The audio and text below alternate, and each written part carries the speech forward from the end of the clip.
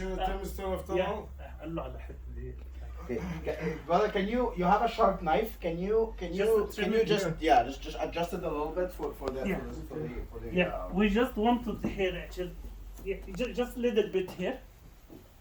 Not problem. Yeah, just this one part. Just to absorb water actually because people will. For customer, huh? yeah.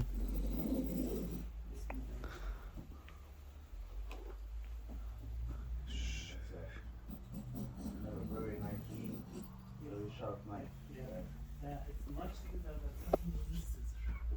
Yeah. لازم ندلسنا اياها كمان. Huh? لازم ندلسها وهيك افلك شوي.